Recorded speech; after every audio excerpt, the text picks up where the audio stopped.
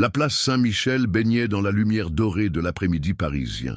Les terrasses des cafés débordaient de touristes et d'habitués, leur conversation formant un bourdonnement constant qui se mêlait au bruit des fontaines et aux klaxons lointains. Une journée ordinaire dans la capitale française où chacun vivait à son rythme, pressé ou nonchalant, mais toujours dans cette indifférence polie si caractéristique des grandes villes. Au centre de la place, un vieux piano droit avait été installé quelques mois auparavant par la municipalité. Une initiative culturelle qui avait fait sourire les sceptiques. Qui jouerait sur un piano public exposé aux intempéries et aux mains malhabiles, se demandait-il.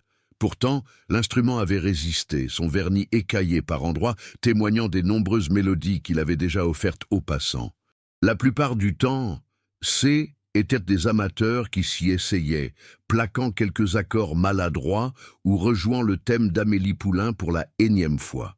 Ce jour-là, le piano attendait, silencieux sous le soleil de juin. Les pigeons se posaient parfois sur son rebord avant de s'envoler, effrayés par le mouvement incessant de la foule. C'est à ce moment qu'il apparut. Un petit garçon d'une dizaine d'années, les cheveux châtains en bataille, vêtu d'un jean et d'une chemise bleue un peu trop grande pour lui. Sa démarche était particulière, prudente, comme s'il marchait sur un sol inconnu. Dans sa main droite, une canne blanche balayait l'espace devant lui, tandis que sa main gauche était fermement tenue par une femme d'une quarantaine d'années, sa mère, sans doute. Leur visage partageait cette même finesse des traits, cette même courbe du nez. Le garçon avançait vers le piano, guidé par sa mère qui lui murmurait doucement la direction à prendre. Personne ne faisait vraiment attention à eux. Une mère et son fils aveugle, traversant une place parisienne, un tableau touchant peut-être, mais rien qui ne mérite de s'attarder dans cette ville où les scènes de vie se succèdent sans interruption. Ils atteignirent enfin l'instrument. La mère posa délicatement la main de son fils sur le bois du piano, lui permettant d'en sentir la texture, d'en mesurer les dimensions. Il y avait dans ce geste une tendresse infinie, une complicité née de milliers de petites victoires quotidiennes contre l'obscurité. Le garçon sourit, un sourire si lumineux qu'il semblait démentir l'absence de lumière dans ses yeux. Des yeux d'un bleu presque transparent, qui regardaient sans voir, mais qui paraissaient toujours chercher quelque chose au-delà du visible. Avec une assurance surprenante, il contourna le piano et s'installa sur le tabouret. Ses doigts explorèrent délicatement le clavier, effleurant les touches ivoire et ébène, reconnaissant leur disposition familière. La mère se tenait légèrement en retrait, son visage trahissant un mélange d'anxiété et de fierté.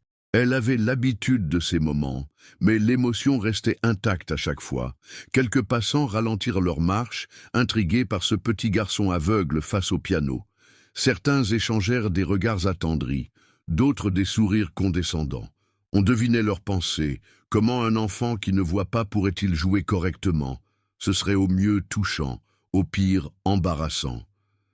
Un homme en costume d'affaires s'arrêta net, consultant ostensiblement sa montre avant de soupirer.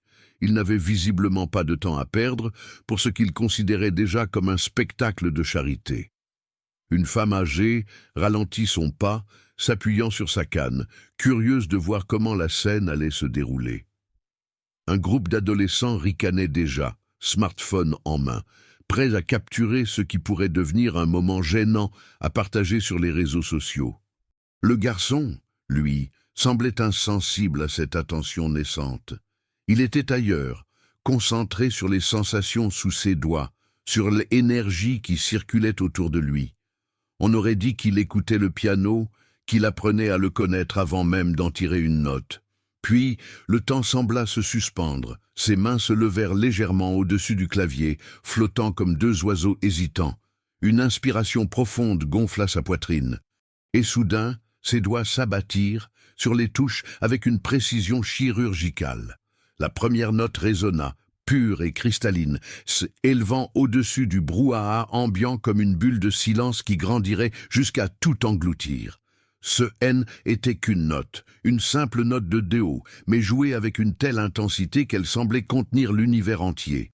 Puis vint la deuxième note, puis une cascade de sons qui se déversèrent sur la place comme une pluie d'étoiles. Il jouait le premier mouvement de la sonate au clair de lune de Beethoven.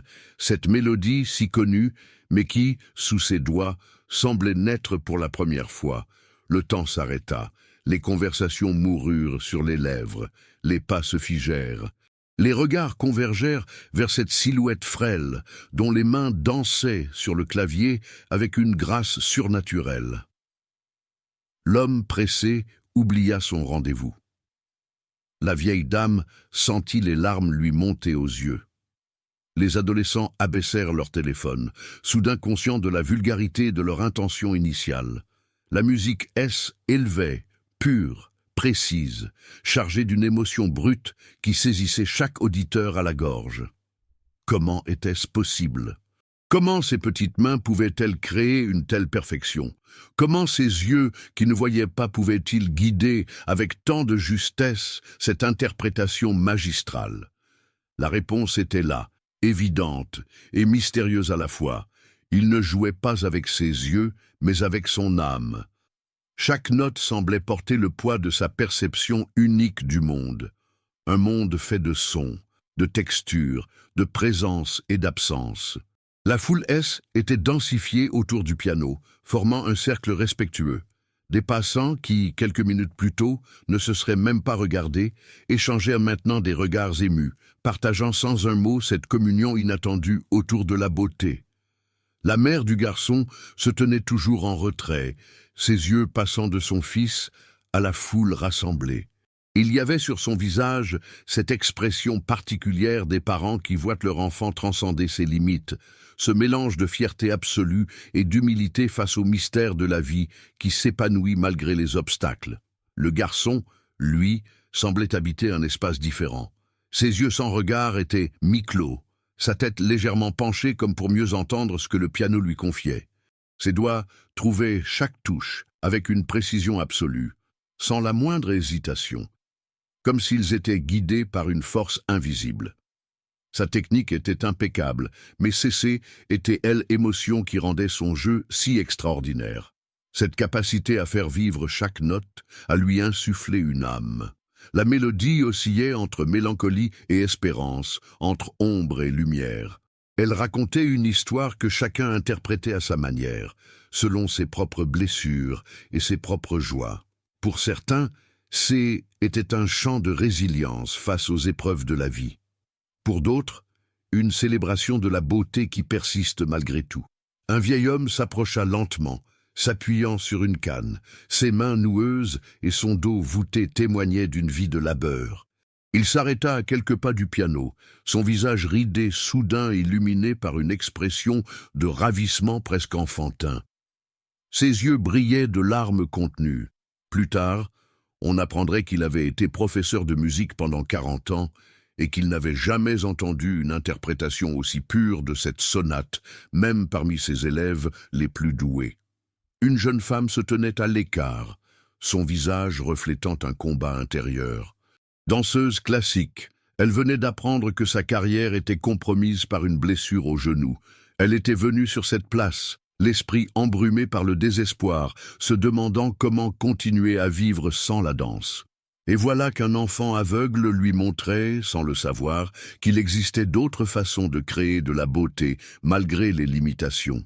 Un couple de touristes japonais, appareil photo en bandoulière, restait immobile, hypnotisés par ce moment qu'ils n'avaient pas prévu de capturer, mais qui resterait gravé dans leur mémoire bien plus profondément que n'importe quelle photographie de la Tour Eiffel. La mélodie touchait à sa fin, les dernières notes égrenèrent, délicates et précises, s'attardant dans l'air comme un regret. La dernière note résonna longtemps, portée par le silence absolu qui régnait maintenant sur la place. Puis, elle éteignit. Un instant de suspension totale suivit. Personne ne bougeait, personne ne respirait. Était comme si la réalité elle-même hésitait à reprendre son cours normal après avoir été touchée par quelque chose de transcendant. Puis, comme une vague irrépressible, les applaudissements éclatèrent. D'abord timides, puis de plus en plus fort, jusqu'à devenir un tonnerre qui semblait vouloir atteindre le ciel. Des cris de « bravo » fusaient de toutes parts. Des visages inconnus se tournaient les uns vers les autres, partageant sourires et larmes sans retenue. Le garçon sursauta légèrement à ce déluge sonore, puis un sourire illumina son visage. Il ne s'était pas rendu compte de l'ampleur de l'auditoire qui s'était formé autour de lui. Sa mère s'approcha, posant doucement une main sur son épaule. Il tourna vers elle, son visage rayonnant, cherchant dans sa voix la confirmation de ce que ses oreilles lui disaient. Les applaudissements ne faiblissaient pas. Les gens s'approchaient maintenant, voulant le féliciter, le toucher presque, comme pour s'assurer qu'il était réel. Sa mère, protectrice mais fière, laissait cette vague d'admiration atteindre son fils tout en veillant à ce qu'elle ne le submerge pas. Un homme s'avança, le visage marqué par l'émotion.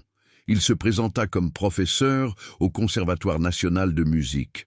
Il s'agenouilla pour se mettre à la hauteur du garçon et lui parla avec un respect qu'on réserve habituellement aux grands maîtres. Il lui demanda depuis combien de temps il jouait, qui était son professeur, s'il connaissait d'autres morceaux. Le garçon répondit avec simplicité, sans prétention, expliquant qu'il jouait depuis l'âge de 4 ans, guidé par l'oreille plus que par l'apprentissage formel. Le professeur, visiblement bouleversé, sortit une carte de sa poche et la tendit à la mère. Une invitation à venir au conservatoire, une promesse d'avenir, une porte qui s'ouvrait sur un monde de possibilités que ni la mère ni l'enfant n'avaient osé envisager. D'autres personnes s'approchèrent pour partager ce qu'elles avaient ressenti. Une femme expliqua, la voix tremblante, que cette musique lui avait rappelé son pays natal qu'elle avait quitté 20 ans auparavant. Un homme confia qu'il traversait une période difficile et que, pour la première fois depuis des mois, il avait senti l'espoir renaître en lui. Le garçon écoutait chaque témoignage avec attention, son visage expressif reflétant tantôt la surprise, tantôt l'émotion. Il semblait découvrir pour la première fois le pouvoir qu'avait la musique de toucher les âmes, de créer des ponts entre les êtres. Cette révélation illuminait son visage d'une joie profonde qui transcendait largement la satisfaction de l'ego. La mère observait cette scène avec un mélange de fierté et d'incrédulité. Combien de fois avait-elle douté ? Combien de fois, face aux difficultés quotidiennes, face aux regards de pitié ou d'indifférence, avait-elle craint que le monde ne reconnaisse jamais le don extraordinaire de son fils ? Et voilà que cet après-midi ordinaire se transformait en un moment de consécration, de reconnaissance, de célébration. Le temps passait, mais personne ne semblait pressé de partir. Était comme si cette place, au cœur de Paris, était devenue pendant quelques instants un sanctuaire où le temps écoulait différemment, où les préoccupations habituelles, métro, boulot, dodo, avaient perdu leur emprise tyrannique. Quelqu'un demanda au garçon s'il accepterait de jouer un autre morceau. Il hésita un instant, consulta sa mère du regard, un regard qui ne voyait pas, mais qui cherchait toujours sa présence, son approbation, sa force. Elle acquiesça doucement, et il se tourna à nouveau vers le piano. Ses doigts trouvèrent les touches avec cette même précision miraculeuse. Cette fois, ce fut une composition personnelle qu'il offrit à la foule rassemblée. Une mélodie qu'il avait créée dans sa chambre sur le petit clavier électronique que ses parents lui avaient offert pour son 8e anniversaire. Une mélodie qui n'avait jamais été jouée en public, qui n'avait jamais été écrite sur une partition. Comment l'aurait-elle pu? Mais qui existait, parfaite et complète, dans son esprit et dans ses doigts. La musique éleva à nouveau, différente mais tout aussi captivante. Plus personnelle peut-être, plus intime, comme si le garçon ouvrait une fenêtre sur son monde intérieur, un monde que beaucoup auraient imaginé sombre et limité, mais qui se révélait être infiniment riche et lumineux. Les notes dansaient, s'entrelaçaient, formaient des motifs d'une complexité surprenante pour un compositeur si jeune.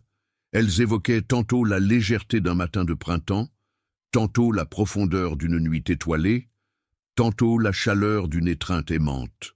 C était comme si, privé de la vue, le garçon avait développé une perception plus aiguë des autres dimensions de l'existence, une capacité à transformer en musique les textures, les températures, les présences, les absences.